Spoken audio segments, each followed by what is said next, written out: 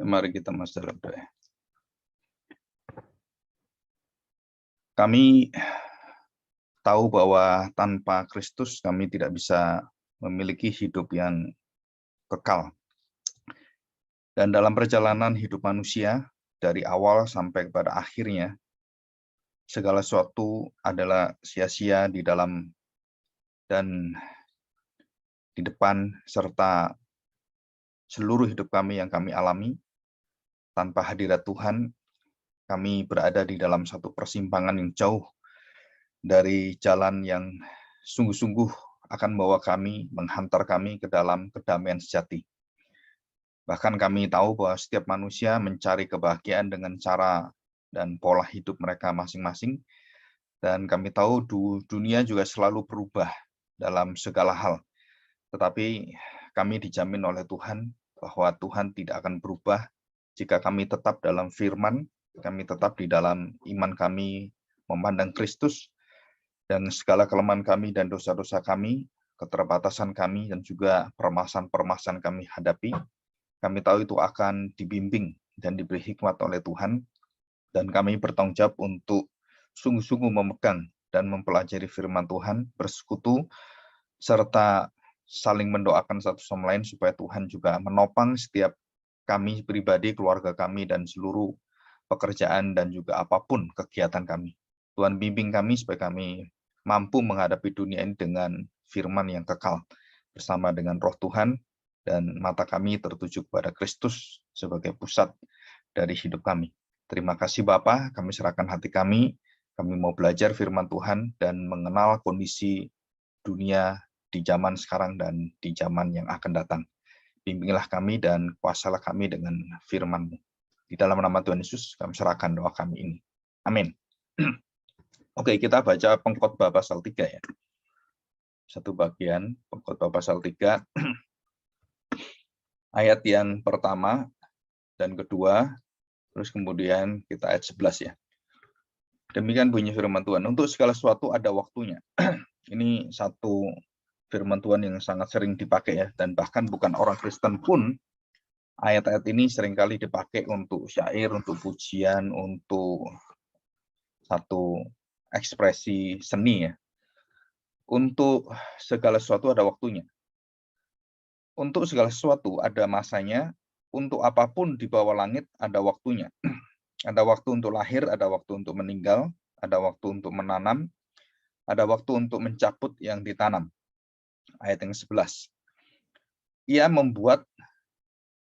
membuat atau ia menjadikan segala sesuatu indah pada waktunya. Bahkan ia memberikan kekekalan dalam hati mereka. Tetapi manusia tidak dapat menyelami pekerjaan yang dilakukan Allah dari awal sampai akhir.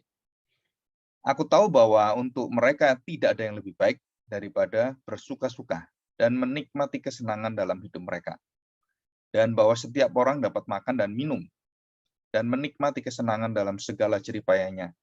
Itu juga adalah pemberian Allah. Jadi segala sesuatu adalah dari Allah, milik Allah, dan kita harus kembalikan pada Tuhan. 14, Pengkhotbah pasal 3 ayat 14.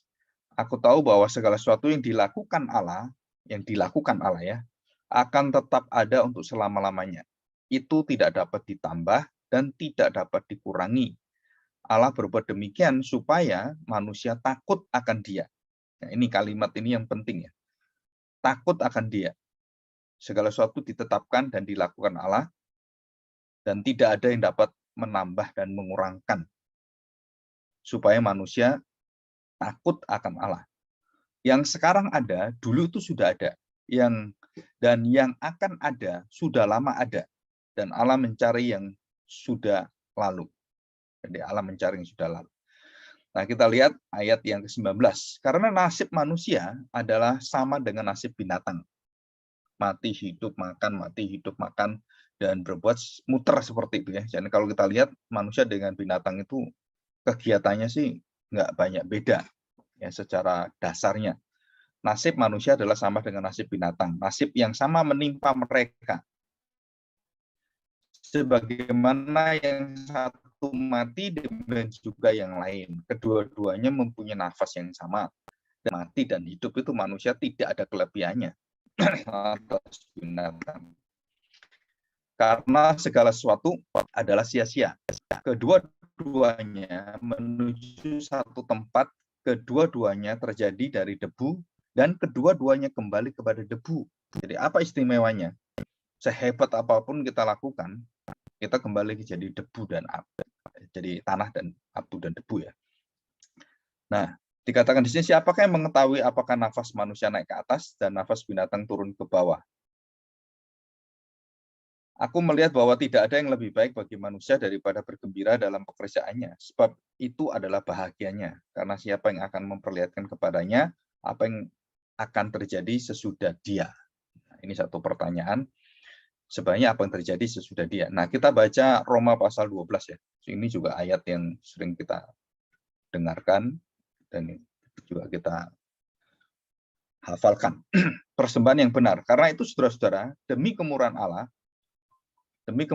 aku menasihatkan kamu supaya kamu mempersembahkan tubuhmu sebagai persembahan yang hidup, yang kudus, dan yang berkenan kepada Allah. Itu adalah ibadahmu yang sejati. Janganlah kamu menjadi serupa dengan dunia ini. Jadi firman Tuhan sudah ingatkan, pengkhotbah sudah ingatkan, yang tetap ada adalah seluruh karya Tuhan, pekerjaan Tuhan, firman Tuhan, yang tidak berubah, yang tidak akan lenyap. Dan dikatakan sini, tetapi berubahlah oleh pembaharuan budimu, jangan menjadi serupa dengan dunia ini, sehingga kamu dapat membedakan manakah kehendak Allah, apa yang baik, yang berkenan kepada Allah, dan yang sempurna. Berdasarkan kasih karunia yang dianugerahkan kepadaku, aku berkata kepada setiap orang di antara kamu, janganlah kamu memikirkan hal-hal yang lebih tinggi daripada yang patut, yang layak, yang wajar, yang patut kamu pikirkan. Jadi kelewat itu, kita masuk di dalam satu kehidupan yang di dalam persimpangan dan kita nggak akan tahu kemana. Ya, jadi kalau kita melebihi apa yang patut kita pikirkan, itu akibatnya besar sekali. Tetapi hendaklah kamu berpikir begitu rupa, sehingga kamu menguasai diri menurut ukuran iman yang dikaruniakan Allah kepada kamu masing-masing. Terus kemudian Paulus menjelaskan tentang fungsi tubuh semuanya. Oke, kita akan belajar hari ini apa itu disrupsi. Disrupsi itu adalah perubahan sebenarnya ya. Jadi secara gampangnya itu berubah. Dunia ini selalu berubah. Ya, jadi kalau kita lihat apa yang dikatakan oleh filsafat timur gitu ya, orang filsafat timur itu filsafat yang berputar gitu. Semua itu akan berubah dan kembali berubah kembali gitu ya. Seperti kehidupan, jadi lahir mati seperti itu. Nah, apakah itu adalah satu perubahan yang harus kita hadapi, atau perubahan disrupsi ini akan terjadi itu mengakibatkan apa? Dan apakah kita siap sebagai manusia, apakah kita siap untuk menghadapi konsekuensi, resiko, dan juga akibat-akibatnya? Nah, secara sejarah manusia dan juga sejarah di dalam gereja Tuhan menghadapi perubahan-perubahan ini, kita selalu tidak memiliki kesiapan, kecuali hal-hal yang bersifat kekal yang kita pegang. Ya, baru kita bisa ditolong dengan banyak. Nah, nanti kita akan belajar kondisi dunia ini bagaimana ya. Dalam 2 minggu ini kita belajar ini. Nah, saya akan menjelaskan apa itu disrupsi. Jadi disrupsi itu adalah tidak sesuai dengan urdunya yang sudah berubah gitu. Yang dulu pekerjaan harus begini, harus melakukan ini A, B, C gitu kan. Jadi kalau ke bank kita harus antri, kalau ke bank kita harus menunggu, akan dilayani oleh manusia, dilayani oleh customer-nya dan semua. Nah, sekarang ini kehidupan di dalam kehidupan kita, baik di perbankan, di pekerjaan, ataupun di sekolah, semua itu berubah luar biasa. Jadi tidak dengan order yang sudah ada. Apa itu? Jadi disruption atau disordering itu, itu suatu perubahan. Jadi suatu perubahan yang kemudian kita dibawa untuk melakukan tindakan-tindakan yang radikal. Jadi perubahan yang tidak seperti dulu lagi. Baik itu di industri, baik di pasar, baik di bisnis, baik di tempat apapun, dan juga berkaitan dengan jasa apapun ya. Nah, menuju kepada satu perubahan yang baru, yang belum pernah ada sebelumnya. Nah, saya beri contoh, mesin ATM itu dulu nggak pernah ada. Ya, kemudian aplikasi keuangan gadget semua juga nggak ada. Jadi bagaimana kita membayar itu, kita harus datang ke kantor, kita membayar, dan kita dikasih bukti, terus kasih tanda tangan, kasih meterai, dan semuanya. Nah, sekarang ini sudah nggak ada meterai-meteraian. Jadi kalau kita bayar ke bank itu melalui aplikasi, jadi kalau kita bayar pulsa juga melalui aplikasi, dan itu nggak ada meterainya, cuman kita ditarik ongkosnya 1.500. Ya kalau kirim uang itu 4.000 sampai 5.000 gitu kan. Nah, itu perubahan-perubahan yang kita hadapi. Jadi yang belum pernah ada, kemudian muncul sesuatu yang baru. Dan kemudian tujuannya apa? Nah, ini karena kita ingin maju, sehingga semua ini membuat kita harus masuk di dalam satu perubahan ini. Kita dipacu oleh kemajuan teknologi atau inovasi yang ada dalam teknologi itu. Tujuannya adalah supaya semua menuju kepada sesuatu yang lebih baik, ya, tujuannya. Dan terutama adalah kita dibuat semua anak keturunan kita harus melek teknologi zaman, ya, teknologi. Jadi mau tidak mau orang tua atau orang apapun harus kalau mau ikut zaman ini, mau makan, mau minum itu pakai aplikasi. Ya, kemarin saya waktu ke McDonald itu, saya tanya, loh, ini kok nggak ada yang antri gitu? Oh, sekarang nggak antri, Pak. Bapak harus pakai ini, QRIS ya. Jadi ada seperti QRIS-nya, baik itu di restoran-restoran sekarang gitu. Jadi ada tanda QRIS-nya, kita pakai Google, kemudian pakai kamera, dan kita kemudian hadapkan itu, kodenya itu ya, kode ininya, barcode-nya itu. Kemudian kita pakai kamera dan keluar dia. Semua menunya ada semua. Nah, saya waktu itu di McDonald itu, saya antri kok nggak ada yang antri, kenapa ini? Dia pakai mesin khusus. Jadi mesin pesanan. Jadi sebelum ke sana itu cuma bayar doang ya, mesin pesanan. Dan semua ada di situ, pakai aplikasi kita. Jadi yang nggak punya handphone, yang nggak punya aplikasi, nggak punya apa, ya susah makan nanti gitu kan. Jadi kita harus manual lagi gitu. Nah, itu nggak dilayani oleh mereka. Dan banyak perubahan-perubahan yang terjadi di depan kita itu, yang kita nanti kalau nggak ngikuti, nggak tahu ini di mana sih? Kenapa seperti ini? Dan kita seperti orang bodoh, kayak orang yang masuk zaman primitif gitu. Jadi kita harus mengikuti itu. Nah, baik orang sudah lama atau yang anak muda atau keturunan selanjutnya, itu selalu harus mengikuti ini. Nah, dikatakan perubahan-perubahan ini adalah perubahan-perubahan untuk kebaikan kita ke arah teknologi yang melek teknologi. Nah, saudara, semua dimulai dari mana? Semua dimulai dengan kemajuan inovasi yang semakin cepat. Jadi otak manusia ini sekarang sudah memiliki satu kecanggihan yang luar biasa dan bisa menciptakan mesin, dan sekarang robot-robot sudah ada seperti manusia, dan diharapkan bahwa 40 tahun, 30-40 tahun lagi ada manusia robot yang betul-betul seperti manusia.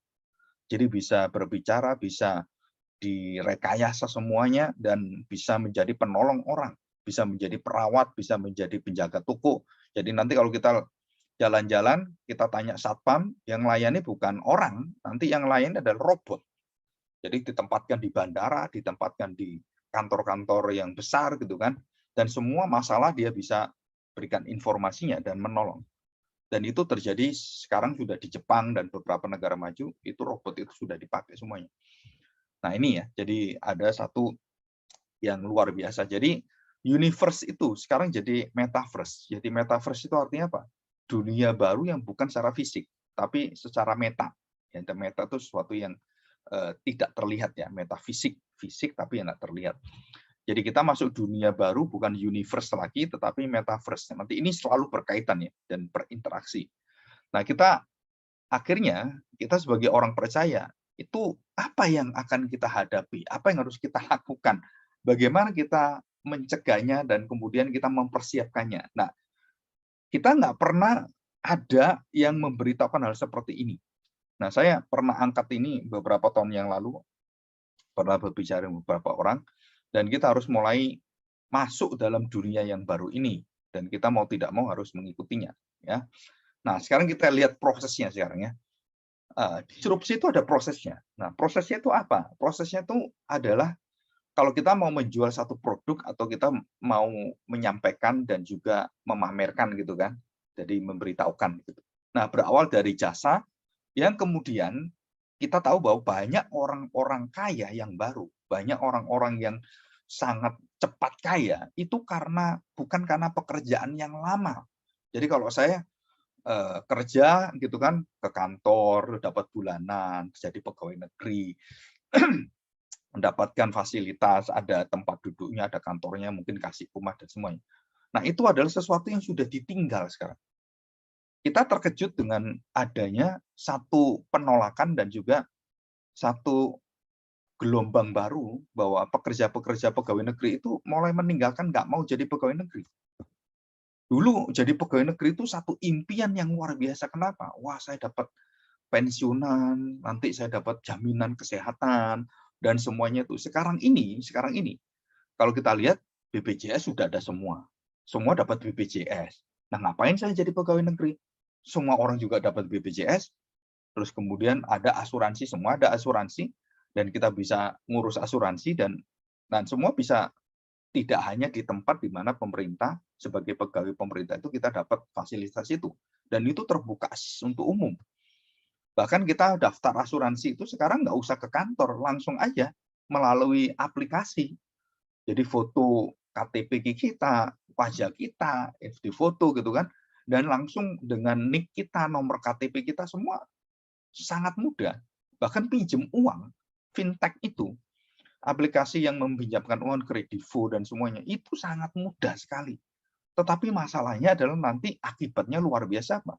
Orang dimudahkan, akhirnya mereka terlibat dengan hutang yang begitu besar dan mereka tidak bisa untuk membayarnya. Karena sangat mudahnya itu dan orang selalu ingin mencari jalan termudah dan tercepat. Wah, ini utang aja. Ini bisa ambil ini. Ini bisa ambil ini. Dan mereka tidak bisa memikirkan bahwa mereka tidak membutuhkan seperti yang seharusnya, layak dan patut. Nah, itu sudah diberitahukan oleh pengkhotbah. Kamu jangan melebihi apa yang patut dan layak wajar yang kamu harus ambil. Wah, saya kepingin ini, utang dulu. Saya kepingin ini, utang dulu. Punya rumah, utang dulu. Begitu nggak bisa bayar, semua menggulung, wah udah, hancur semuanya. Nah, kita dibawa dalam satu perubahan hidup yang ingin cepat, yang ingin dapatkan semua dengan instan gitu ya. Dan kemudian kita dipermudah. Jadi sebenarnya satu sisi kalau kita bisa manfaatkan seluruh teknologi dan disrupsi ini, kita menjadi orang yang akan dipermudah dan kita bisa menjadi orang yang sangat kaya dengan cepat. Ya, saya beritahu ini ya. Tahun ini, tahun 2022-2024, kemungkinan orang kaya itu yang pegang orang kaya di dunia ini, 10 orang kaya itu semua berkaitan dengan teknologi canggih. Ya, mereka menguasai itu.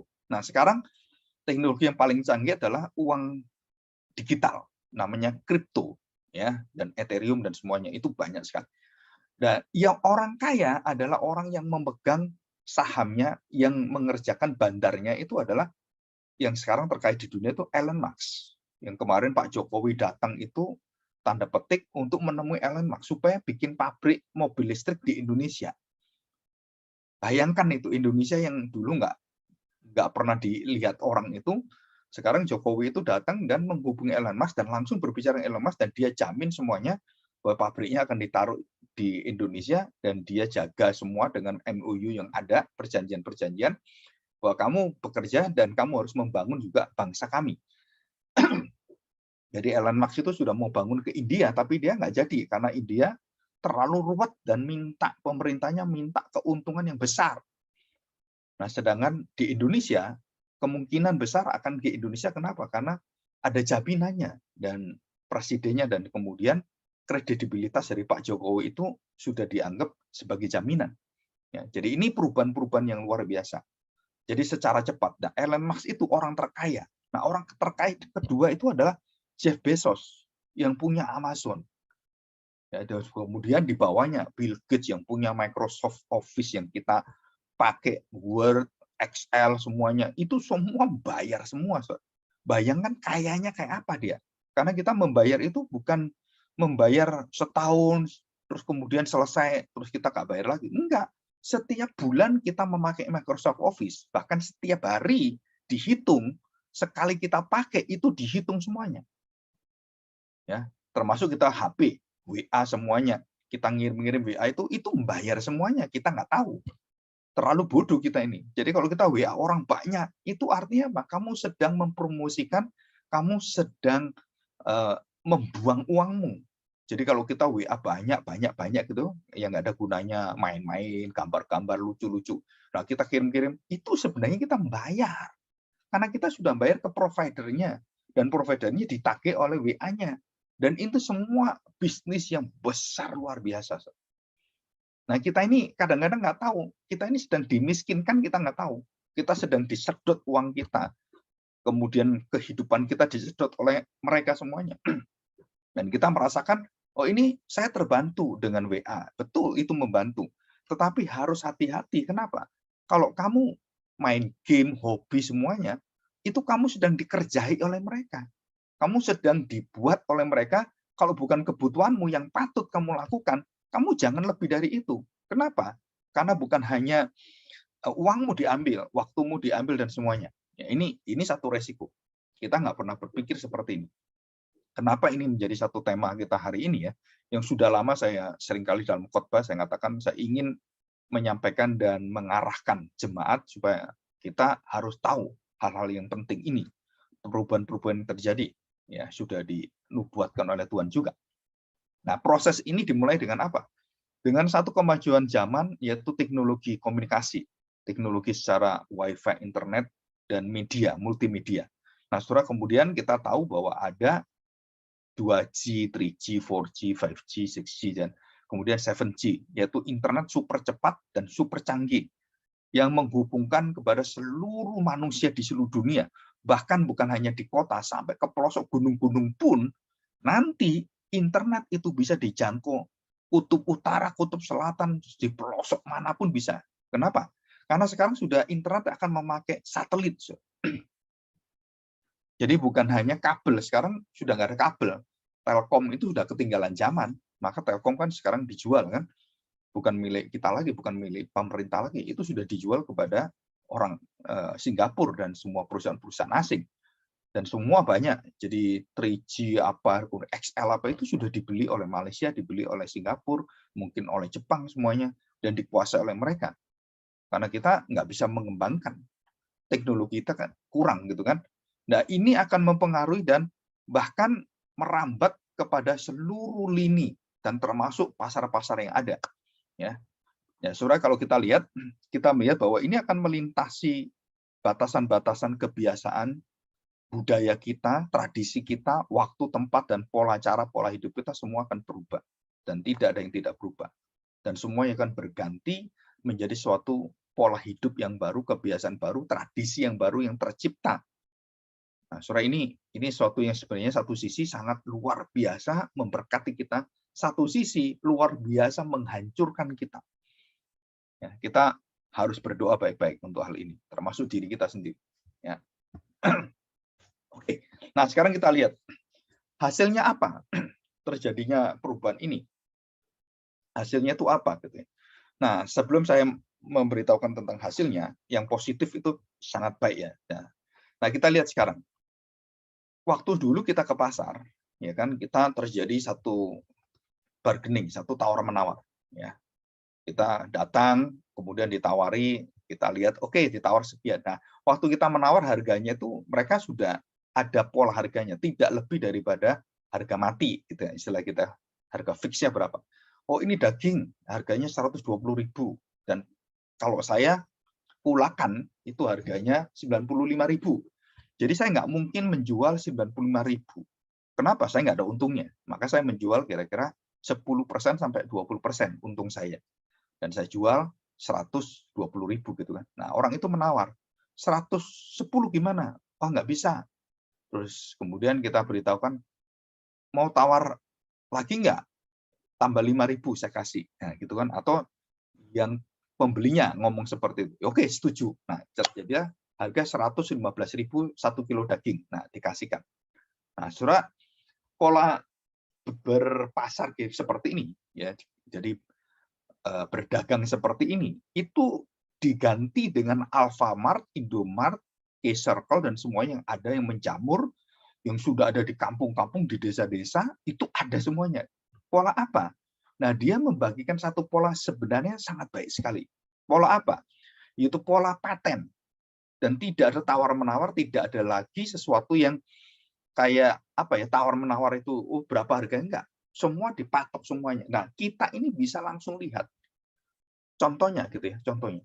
Kalau saya ke Gramedia itu memberikan satu produknya dari produsernya, dari buku yang dia terima gitu ya, atau hasil apapun, item-item apapun yang dia terima, itu dia ambil dan kemudian dia mengambil 35-40%.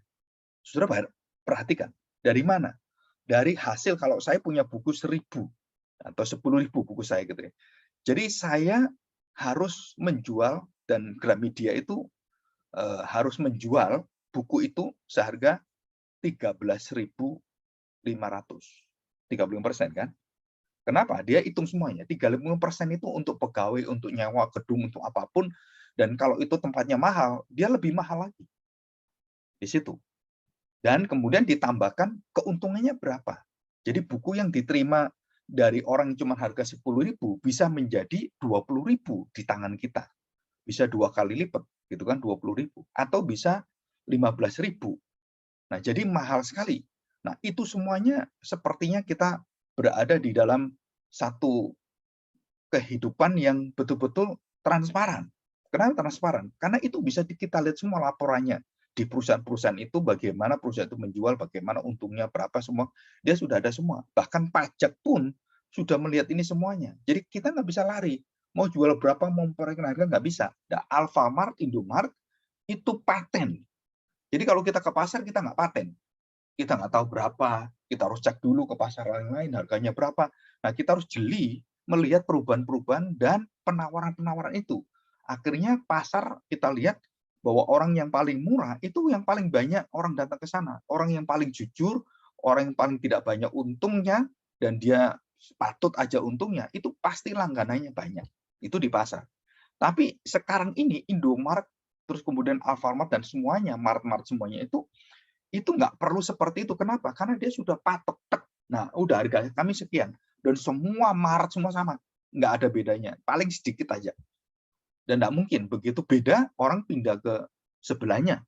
Ya, ini sudah sangat umum. Jadi kita dibawa dalam satu moralitas yang baru, moralitas yang jauh lebih baik, dan perdagangan yang jauh lebih terbuka, lebih jujur, dan tidak bisa dipermainkan. Dan kemudian kita melihat bahwa persaingan bisnis itu menjadi persaingan yang ketat sekali, ya, menjadi ketat sekali. Jadi bos-bos yang besar itu yang menguasai semuanya, menguasai. Nah, itu sekarang kita melihat ini, dan juga kita lihat terjadi kepada bank-bank yang ada, BCA, Mandiri, kemudian Bank Mega yang menawarkan Alobank itu ya, yang di Trans 7, itu sangat gencar sekali. Kenapa? Karena banknya sendiri itu akan digantikan dengan bank digital. Jadi semua bank ini lagi mencati pegawainya. Jadi bank-bank kecil yang dulu kita kenal, bank-bank apapun itu sudah ganti nama semua, dan semua diambil alih oleh bank yang baru, CIMB, nah ini SP, dan bank-bank semua itu sudah merger semua menjadi satu, karena mereka harus menghadapi sesuatu yang baru. Dan kalau kita ke bank sekarang, nggak perlu antri, kita ngambil uang dulu antri lama gitu kan, sekarang kita ke mesin ATM, ambil uang. Bahkan mengirim uang pun kita bisa ke ATM. Jadi bukan hanya ambil uang, ngirim uang, transfer, semua itu berada di ujung jari kita. Nah, itu saya menyebutnya sebagai dunia di ujung jari kita. Hanya dipencet, pencet, pencet, pencet, semua terjadi, semua ada. Saya lapar, pencet, pencet, pencet, pencet, langsung datang dikirim ke sini. Jadi ada GoFood, ada GrabFood, dan semuanya. Pencet aja, pencet aja, pencet, pencet, pencet. Gampang sekali. Kita nggak usah antri di restorannya, kita nggak usah datang ke restorannya, berapa mahalnya kita ke sana, kita nggak usah capek-capek antrinya ke sana, cuman pencet, pencet, pencet, pencet, dan semua datang di depan rumah kita, ting tong, makanan datang, GrabFood datang, dan kita langsung, wah, di depan rumah. Betapa mudahnya hidup seperti ini. Nah, ini sesuatu yang betul-betul baru. Kalau dulu kita suruh nganter orang, itu mahalnya luar biasa. Nah, karena itu dikondisikan seperti ini, dan itu akhirnya banyak orang yang melakukannya, dan banyak orang join di dalamnya, maka itu bisa menjadi murah sekali. ya. Jadi Mandiri, BRI, BCA, Alobank ya yang baru itu, atau My Pertamina yang lagi ramai dibicarakan, bagaimana kalau saya nggak punya HP, kalau saya ngisi bensin? Ya kamu harus beli HP. Maka ini semua berkaitan. Jadi produsen pabrik-pabrik HP itu memproduksi sesuatu yang baru dan begitu banyak dan semakin canggih. Nah, itu semakin mempermudah kita. Ya, kita lihat ini. Oke, sekarang kita tadi membicarakan tentang ngirim uang dan kemudian mengambil uang gitu ya. Sekarang yang terbaru, kita nggak perlu ngirim uang, ambil uang lagi di ATM. Kenapa? Karena di gadget kita, di handphone kita bisa ngirim uang, ambil uang, dan bayar semua di sini. Jadi kita nggak perlu lagi ke ATM. Jadi ATM itu akan tutup semua. Berapa ribu, puluhan ribu, ratusan ribu ATM yang cuman umurnya tidak lebih daripada 10 tahun, 15 tahun, itu akhirnya terdisrupsi, tergeser, dan diubah semuanya. Nah, ini namanya disrupsi. Jadi apa yang dulunya ada, sekarang itu menjadi digeser dan nggak ada lagi.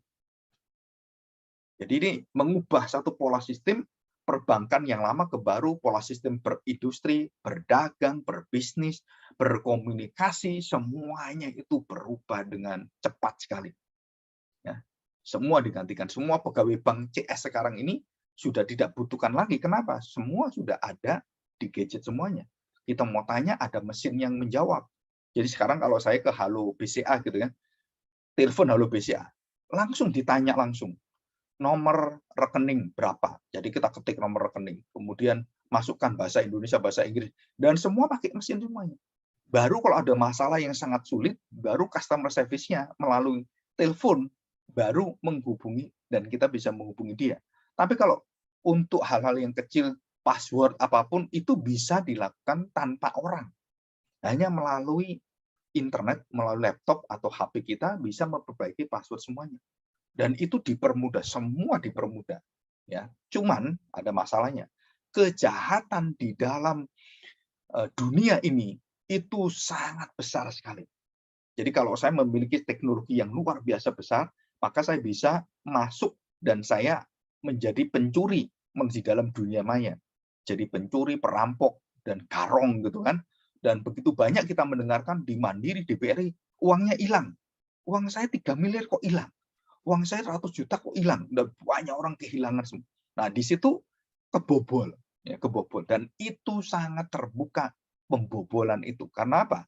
Karena teknologi yang canggih pun itu akan membawa satu kelemahan yang sangat fatal. Itu apa? Kita bisa ditembus. Ya, saya ngalami itu. Jadi kartu kredit saya ditembus oleh orang. Padahal saya nggak pakai, loh ini dari mana kok ada tagihan? Saya tanyakan sampai sekarang saya ngurus, itu belum kembali uangnya. Dan pihak bank itu kadang-kadang ya apa ya, mempersulit sampai berbulan-bulan saya ngurus itu. Ini kok nggak ada ujungnya gimana? Mau ganti saya atau enggak? Kita mau nuntut berapa? Kita mau memperkarakan, nah uangnya cuma berapa juta. Sedangkan saya memperkarakan, wah saya pakai pengacara, mintanya jutaan, bahkan puluhan juta. Loh gimana? Akhirnya ya kita tahu bahwa resikonya di sini.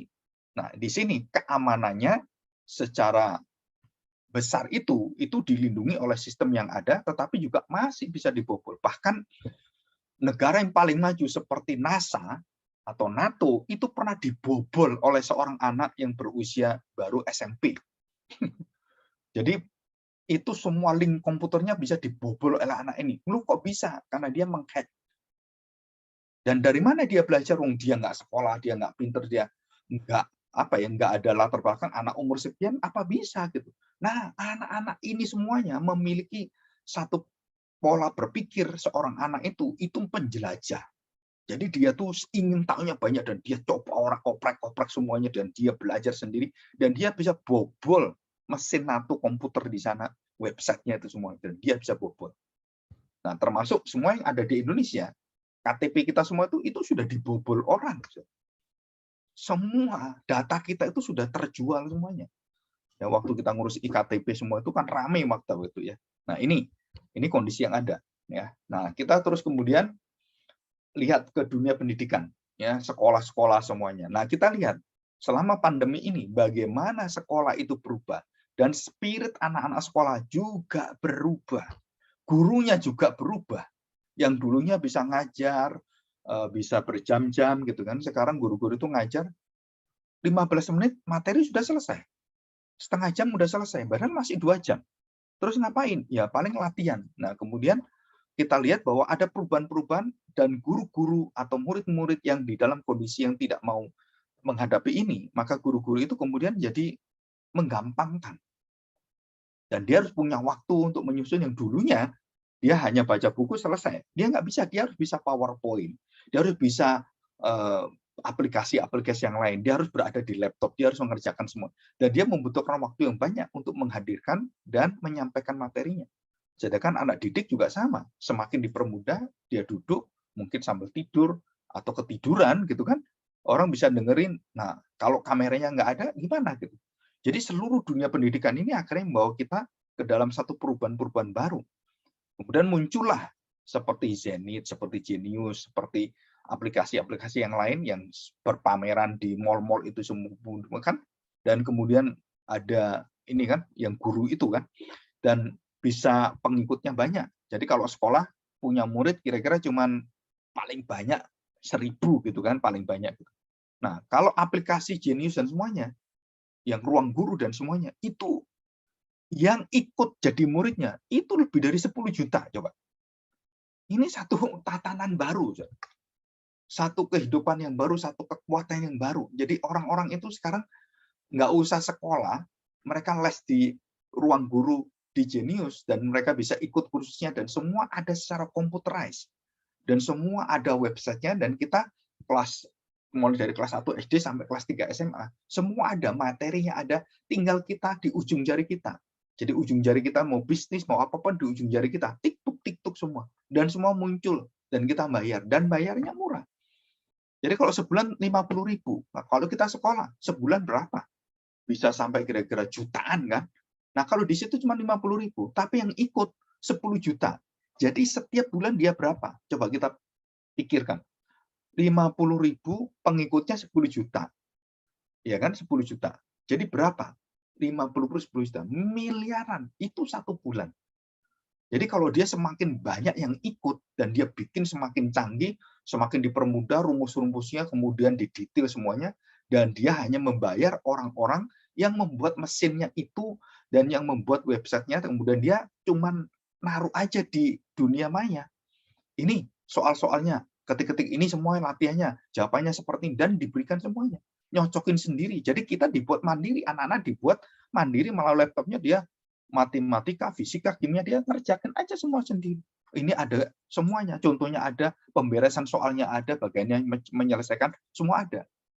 Nah, jadi perhatikan, instansi pendidikan yang secara gedung, secara manual, fisikal itu sekarang mulai terdisrupsi dengan apa? Dengan kondisi anak-anak sekarang tidak membutuhkan itu, bahkan lebih mudah mereka mendapatkan di ruang guru, Genius, dan semuanya. Jadi mereka begitu promosi besar-besaran. Kenapa? Karena untungnya luar biasa. Bahkan sampai triliun untungnya itu. Ya, coba kita lihat ruang guru memakai artis-artis yang dipakai oleh dia, bayar semuanya. Wah, itu berarti kan luar biasa. Jadi kita lihat sekarang ini ya. Jadi satu sisi mentalnya anak-anak dan maupun guru menghadapi mental yang baru. Secara psikisnya mereka menghadapi satu perubahan yang baru. Nah, perubahan baru itu ada yang baik, ada yang buruk. Yang baik anak-anak itu yang giat, ingin tahu, dia semakin pintar, dia semakin banyak pengetahuannya. Anak yang malas, semakin mati dia, semakin bodoh dia. Dan dia semakin nggak ada daya juangnya. Dan itu bahaya sekali. Kenapa? Karena kalau orang tua tidak mengawasi anak-anak seperti ini, wah dia akan senang sesukanya sendiri. Dan kemarin saya mendengarkan dari keluhan dari guru-guru yang ada, dan termasuk guru-guru Kristen gitu ya, mengeluhkan apa? Semangat belajar, semangat untuk mencari dan menjelajah pengetahuan itu semakin hari semakin berkurang.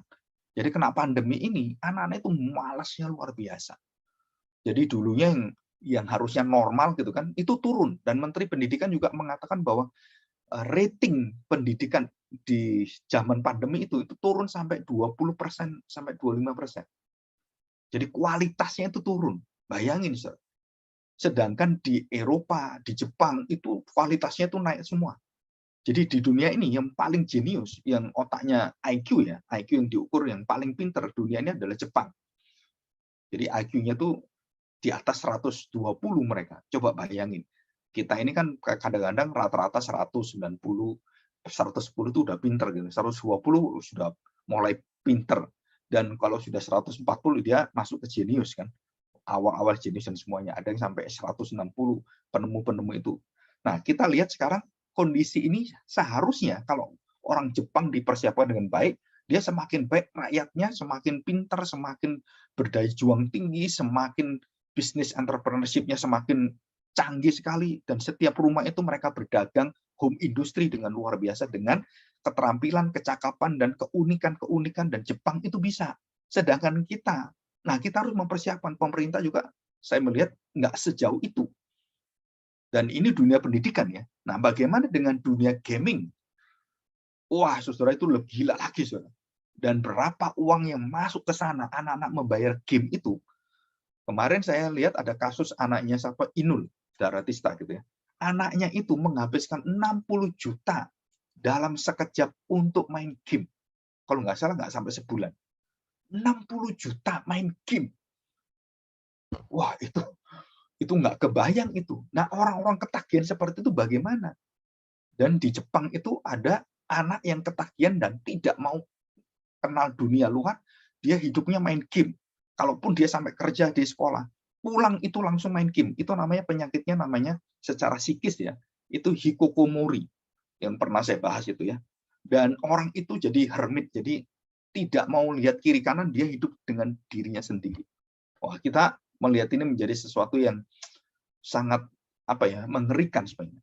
Kita harus siap melihat ini. Ya, semua pelajaran-pelajaran yang kita hadapi ini di masa mendatang itu berat sekali. Ya. Nah, sekarang kita melihat konsekuensi semua. Ini belum ke yang rohani ya. Konsekuensinya apa? Konsekuensinya pertama adalah perubahan dan pengaruh di dalam segala lini kehidupan kita.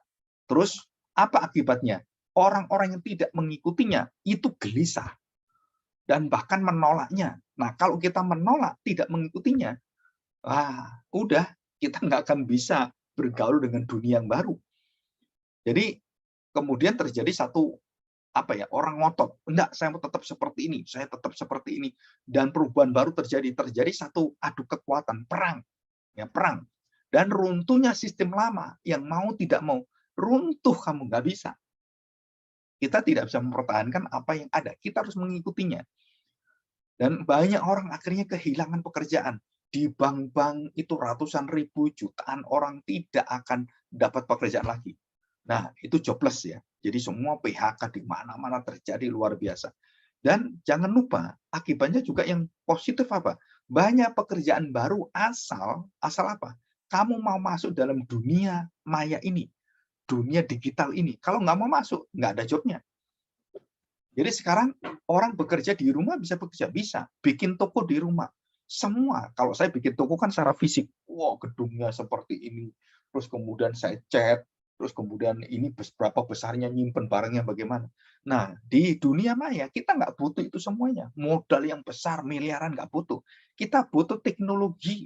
Kita bikin toko di Tokopedia, bikin toko di GoFood, bikin toko restoran, bisa. Dan kita cuma foto-foto aja hasil kita semuanya. Nah, saudara, kalau kita tidak mengikuti dalam perubahan zaman ini, dan kita tetap sama, kenapa ya toko saya sepi, saya tunggu-tunggu, kenapa saya jual makanan kok sepi? Saudara, kita kesedot dengan dunia baru ini. Dimudahkan ini. Orang sekarang tunggu, orang datang makan. Loh, kok nggak ada ya? Dulu saya itu satu hari bisa 100 orang, sekarang 10 orang aja sudah susah. Ini kenapa ya? Nah, dia nggak ngerti, dia mempertahankan yang lama. Dia tidak memakai sistem yang baru. Nah, restoran-restoran atau kalau kita buka kafe semuanya, kita harus masuk dalam dunia digital. Kita nggak bisa kita kekeh pada diri kita sendiri. Ya udah, diam aja. Nanti yang konsumen datang, kan saya sudah terkenal gitu. Jangan seperti itu, saudara. Kenapa? Karena perusahaan-perusahaan yang terkenal dunia itu ambruk semuanya, bangkrut semuanya. Kena disrupsi seperti ini, itu ambruk semuanya. Ya, kita berdoa supaya kita menghadapi ini dengan satu hati yang sudah dituliskan oleh pengkhotbah, segala sesuatu ada waktunya, segala sesuatu ada perubahan. Tetapi yang tidak berubah adalah bagaimana Tuhan menyertai kita. Ya, oke. Nah, kita masuk ke dunia teknologi dan kita kemudian merambah kepada dunia spiritual. Nah, ini ya. Jadi minggu depan saya akan lanjutkan. Kita akan masuk dunia. Saya singgung secara singkat. Nah, perhatikan, Saudara. Jadi dunia nanti secara teologi ya, baik bergereja, baik kita itu mendidik orang-orang pembinaan di gereja, baik kita melakukan semua apapun yang ada, tanda petik, yang secara bergereja itu, sekolah-sekolah teologi ya dan semuanya, itu akan mulai bergeser dengan cepat sekali. Kenapa? Karena nanti akan ada sekolah teologi yang tidak perlu kamu datang, dan hanya sekolah melalui seperti ruang guru, ruang teologi, ruang STT gitu kan, atau ISTT gitu. STT secara elektronik.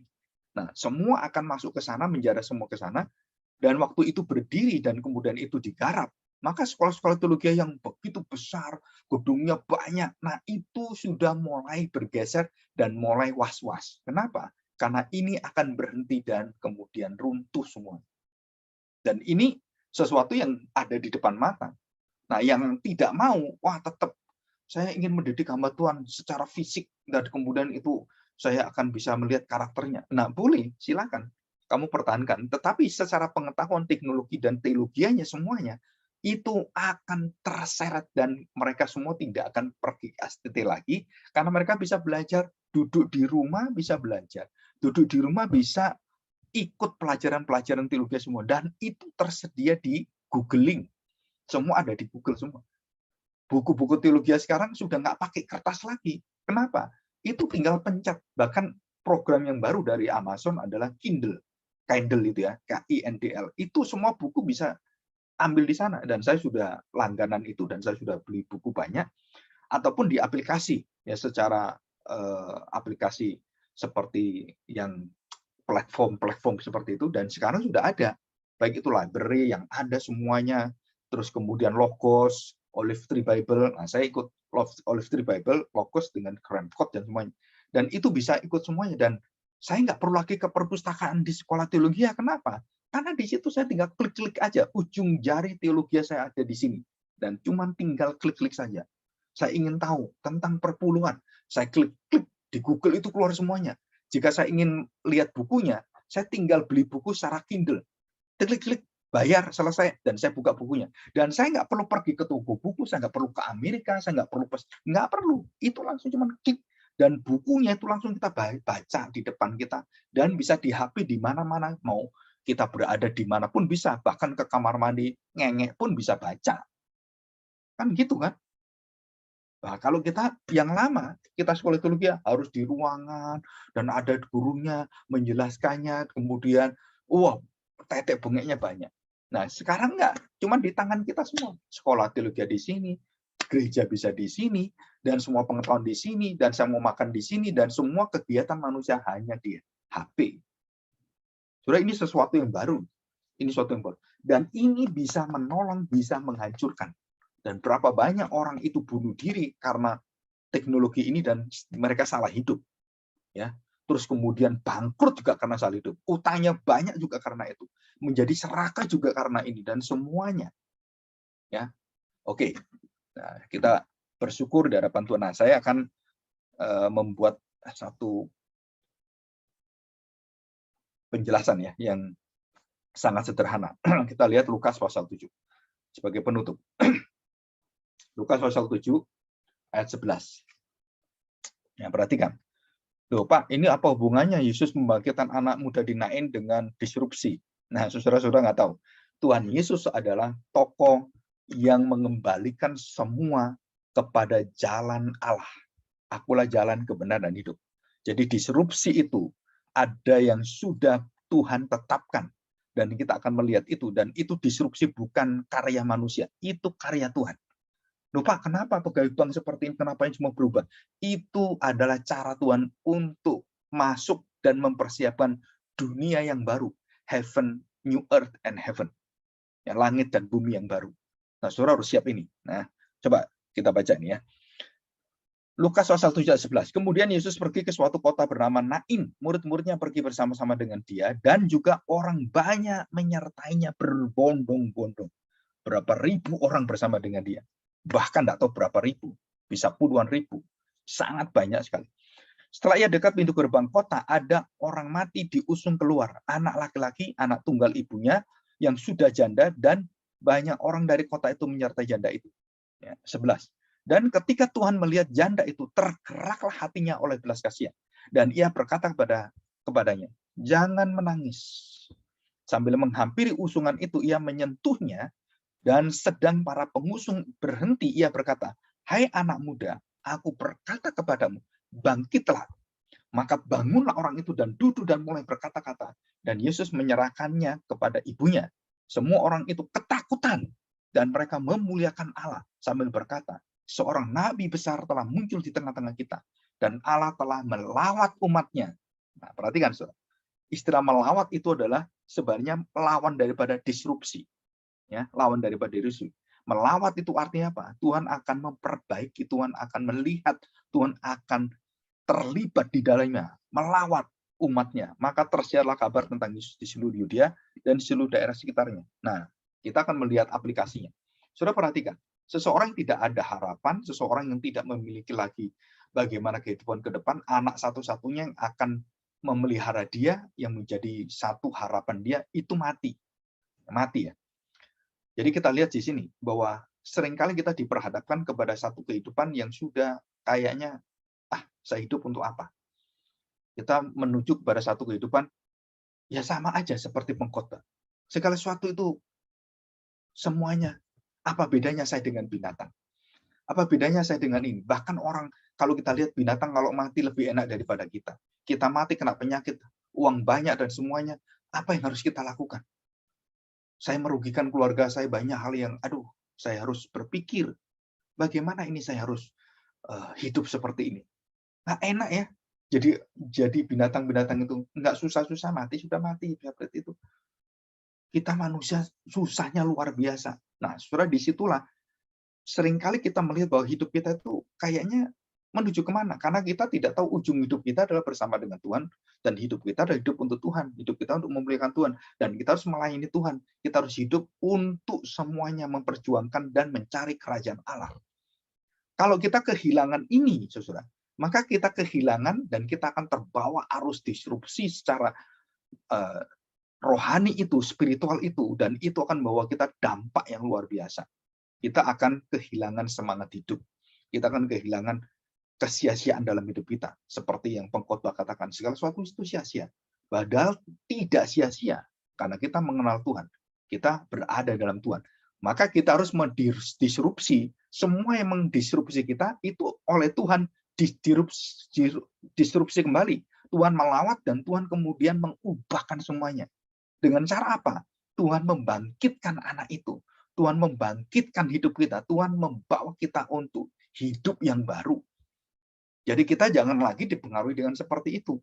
Bahkan cita-cita manusia yang luar biasa, yang hebat sekali. Seperti mau hidup di Mars, gitu kan, mau hidup di bulan gitu. Coba saudara bayangkan, bagaimana kita hidup lebih baik di bulan? Wong kita nggak ada gravitasi, jalan pun bagaimana jalan? Kita mengambang kemana-mana, mengambang. Bagaimana kita bisa menciptakan gravitasi di sana supaya kita bisa tinggal seperti di dunia, tidak seperti orang ya ngambang gitu kan, nggak ada ke bawah, nggak ada ke atas. Jadi mau kemana-mana susah, harus pakai mesin. Bagaimana dorong kiri ke kanan pakai drone atau apa ya, yang mesin baru kita nggak tahu. Tetapi apa yang dipikirkan yang tidak patut, yang melebihi dari pikiranmu adalah manusia pindah ke planet lain. Justru itu semuanya adalah sesuatu yang sia-sia. Kenapa? Karena kamu tidak patut memikirkannya. Karena itu bukan duniamu. Kamu harus memelihara, taklukkanlah dan kuasailah bumi. Tuhan sudah mengatakan bumi bukan planet lain. Jangan menaklukkan planet lain. Elon Musk itu kebablasan dan dia mau punya satu komunitas ekosistem yang ada di dunia, bukan di dunia ini, di dunia yang baru. Dan dia pindahkan mau ke bulan atau ke planet Mars yang terdekat. Dan manusia akan tinggal di sana dan ini akan rusak dan tinggal di sana. Apa mungkin? Jawabannya adalah sesuatu yang sia-sia. Saudara, kita harus tahu apa yang sia-sia, yang tidak patut, yang tidak wajar, dan iman kita itu harus berdasarkan apa yang ada di dalam semua kehidupan kita yang ada. Jadi, saudara, mengapa tentara-tentara dan pasukan yang dipimpin oleh Yosua itu tidak melihat kemenangan di depan sebagai sesuatu yang harus dia kemudian berdiam dan tidak lakukan apa-apa. Nah, saudara, langkahnya kepingin, ya udah, bagaimana Tuhan bekerja? Nggak bisa, saudara. Semua pengusung bait suci itu, tabernakel itu ya, tabut perjanjian Tuhan itu, nah itu dibawa oleh tentara yang sebagai imam-imam itu. Mereka harus masuk tanahnya, kakinya ke tanah yang ada di sungai itu, dan dia mulai masukkan. Sampai kemudian Tuhan belah sungai itu. Dan selalu seperti ini.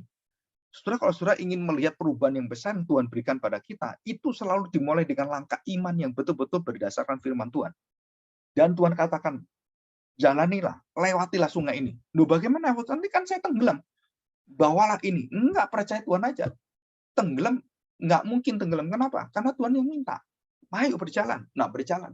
Masuk kakinya ke air. Masuk ke air, masuk ke air, masuk ke air. Dan kemudian begitu masuk ke air, dan kemudian sudah berjalan, Tuhan bukakan sungai itu, dan Tuhan sibak sungai itu. Dan pengusung itu, dan semua pasukan Israel dan bangsa Israel berada di tengah-tengah yang kering. Nah, saudara bayangkan, ini sungai. Laut dibelah oleh Tuhan, sungai dibelah oleh Tuhan. Nah, apalagi kita semua yang ada di dalam jaminan Tuhan. Kita tidak diperbolehkan, kita dibimbing, dan ketakutan kita bukan pada Tuhan, tapi ketakutan pada dunia yang mendistribusi kita. Dan ini dosa besar. Kalau kita takut dengan perubahan dunia ini. Kenapa? Karena yang kita takuti bukan perubahan dunia. Yang kita takuti adalah Tuhan. Ya, minggu depan kita akan masuk lebih dalam lagi bagaimanakah kita menghadapi ini semua, termasuk dalam keluarga kita. Ya, mari kita berdoa dan kita mohon pertolongan Tuhan.